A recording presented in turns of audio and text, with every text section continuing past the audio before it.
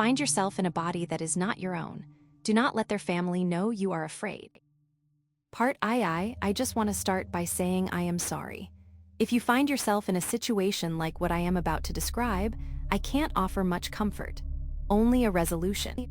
You can skip to the end if you feel so inclined, but I don't think you'll be able to stomach it. Not yet. I need you to see what I've seen to understand. For those of you who aren't in this situation, congrats. Just pray to whatever God you believe in that it stays that way.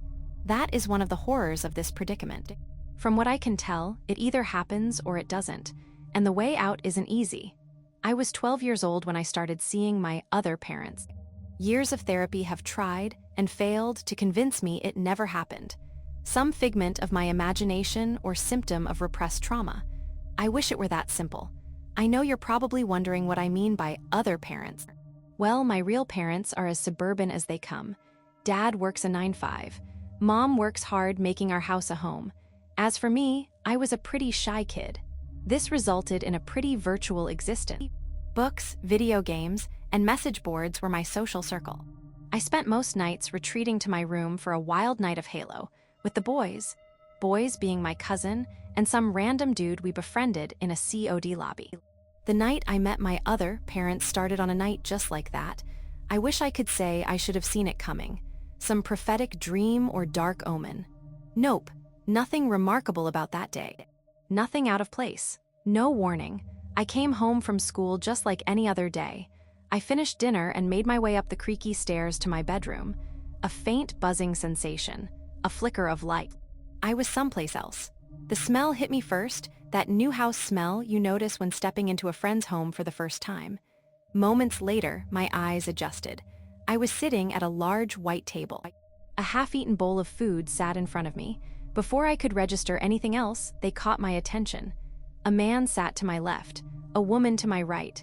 A sound escaped me before the shock settled in. The couple glanced in my direction. The comfy scene I stepped into suddenly became very tense. The woman wore a concerned look and uttered something at me. The language was very alien. How I would imagine English would sound if I had heard it for the first time. If I had to guess, it was a remark of concern regarding my sudden tenseness. I didn't know how to respond. I glanced around, hoping to gain some understanding of what was happening to me. That's when I noticed just how surreal the room was. Despite the circumstances, the sight sounded fairly ordinary. A boy sitting at a dinner table with who I assumed were his parents. I was doing the same about 10 minutes earlier in my own home. Only, the furniture was different. Everything was varying shades of glaring white. The walls and cabinets bent and swayed at odd angles. Trinkets and appliances littered the scene. I couldn't make out the function of any of it.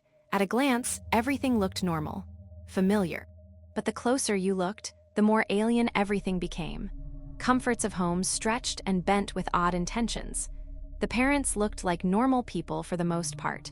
The only jarring detail was their clothing. I couldn't make out the style or garment.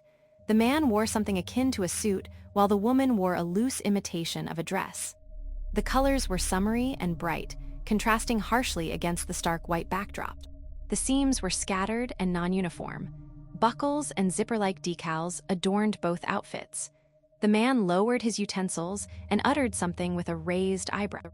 It wasn't a warm or concerned remark like his counterpart had shot me a moment ago. It was cold, inquisitive. Only a few moments passed, but the tense presence of the strangers made it feel like eternity. I had to say something. All I could muster was a faint, sorry where. Before I could get the words out, I froze. That wasn't my voice.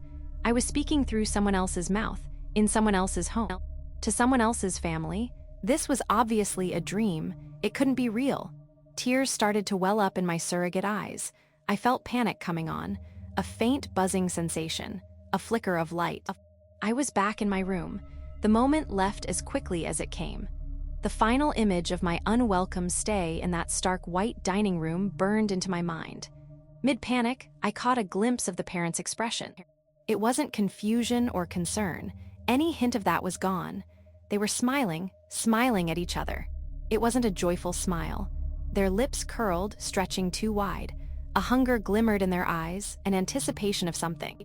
Something I fear would have been very apparent had I stayed a moment longer. I took a shaky sigh of relief. I felt thankful to be back in my room, in my own body. For a moment, I hoped to forget all about it, bury it deep behind a wall of virtual comfort. After all, it couldn't happen. Before I could finish the thought, I noticed something. Something was off. Yes, I was back in my room, but I wasn't in the same position as when I left, and my room was different too. Someone did this. I did this. The white room, the parents, it wasn't just a dream. It happened. I was in some kid's home, sharing dinner with his creepy parents. And worse, the other kid was here, in my room and my body.